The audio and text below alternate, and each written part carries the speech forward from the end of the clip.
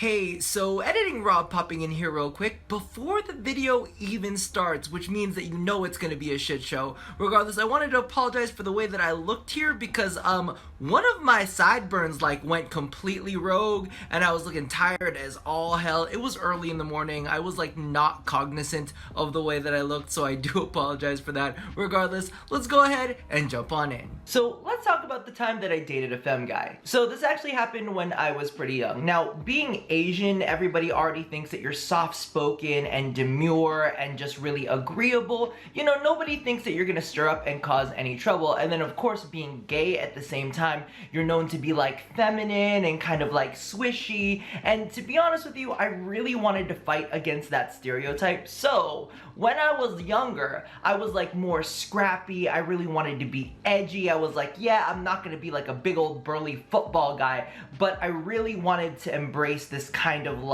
you know, instead of the Batman type of masculinity, more alongside the Robin type of masculinity, which now that I think about it, they're both kind of an iconic gay duo, even though they're not gay, but legitimately, I was okay, if I can't be Batman masculine, I'm gonna be Robin masculine. And you know, he's prancing around in tights and green underwear.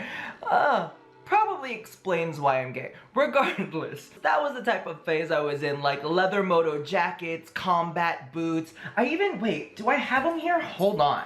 These were from way back in the day, and I absolutely love them. I'm not sure if you guys have ever seen this, but they're actually kind of knuckle rings. They're one loop away from being a legitimate set of brass knuckles. I even went ahead and picked up one in silver because, you know, I really wanted to embrace that whole counterculture against, you know, being that soft-spoken little Asian gay kid. I really wanted to be loud and over the top, which, I mean, that's just a whole part of my Leo nature, right? Anyway, so I started dating this kid that I really would not normally date because I'm not super duper into feminine guys. I'm really rough around the edges, and so a part of me was you know, I like my guys a little bit more rough and tumble. However, I found this guy that was really attractive, and I just liked his general demeanor, and you know, so we talked and then we started hanging out, and let me tell you, he is the fucking coolest ever. Number one, his name starts with a Q. And it's not the first name that comes to mind, it's not the second name, it's not even the third name comes to mind. I don't even think that his name has ever been a first name. I feel I've heard it more as a last name than anything, so I'm gonna call him Mr. Q from now on. So straight out of the gate, fucking cool points, right?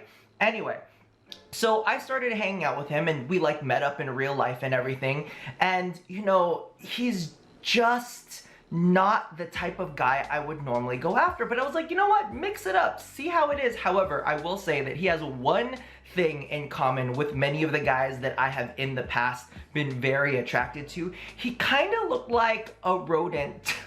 And I know that sounds nuts, but in high school, I definitely had a crush that me and my friends referred to as Rat Boy, and then I had another crush which we referred to as Mouse Boy, because, yep, all in the rodent family. Maybe it's because of the fact that I have this big Leo energy, and I'm thinking a cat and it's prey, and I just wanted to pounce on these dudes, and I'm thinking, I don't know, maybe it's just the circle of life. Regardless, so I started hanging out with Mr. Q, and I found it really interesting. Of course, he would go ahead and do airbrush makeup, and he worked at a makeup counter. He had on contour and blush, and I was this is definitely not my usual type. And this is one thing that I do need to put out there. Just because a guy is feminine, and just because a guy wears makeup, doesn't mean he's gossipy or dramatic, because that's definitely not the kind of interactions that we had. We never gossiped about anybody. We just kind of watched Netflix and we were super chill. There was never any drama. Everything was just super duper relaxed, which I loved. However, the only turmoil that there was in our relationship, because really we were only dating, but I found that I got really, really uncomfortable when we would go out in public, because the thing is, you know, he would be in makeup, and back then, makeup on men wasn't necessarily as big as it is now. It's just, you know, times change. And so I was okay, And, you know, it didn't bother me that much. However, when he pulled out the body chain, because, you know, it wasn't just his face that was beat. He was coming out and he was slaying in, like, denim vests. And he was wearing, like little, I guess you would say, like, slinky tank tops with, like, body chains. And I was like, I don't know how I feel about this, because, you know, we just walk around and we were in the city at that point in time. So really there was nothing for me to be hyper self-aware of, you know? It was just like really, this is kind of like how it is in the city, right? And then I had to do a little bit of soul searching. And this is what I learned from dating a femme guy.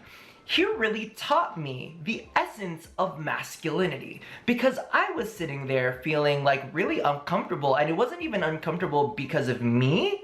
I was feeling uncomfortable because of him, and I'm like, why? It's like, I'm not in his body, right? He's the one that is going out there and being bold. And I thought to myself, the big epiphany was, what is more masculine? Wanting to fit inside of a box and feeling like I needed to fit a certain, you know, essence. I needed to be a part of a specific stereotype in order to be masculine. Or is being more masculine rooted in saying, fuck it, I don't care what anybody thinks about me, I'm gonna do me.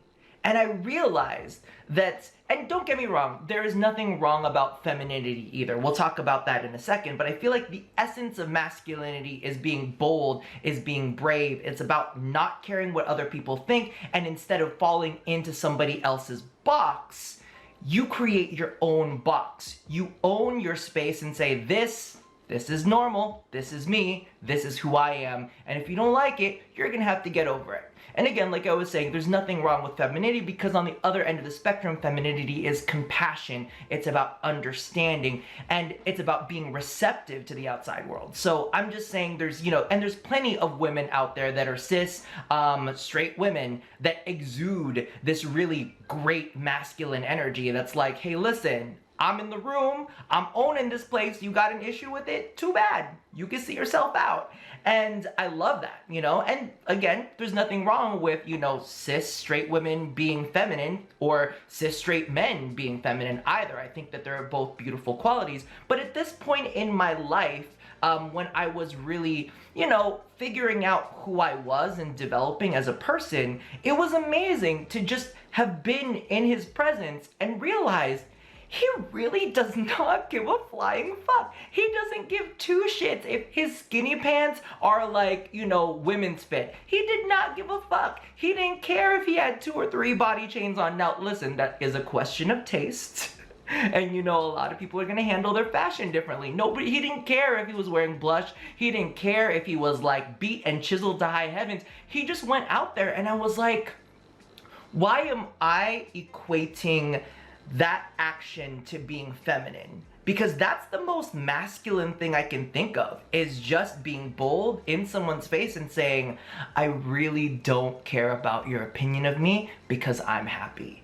And that really shaped my perspective of what is masculine. And that really shaped who I was. So, you know, Mr. Q, and listen, I've checked in on Facebook.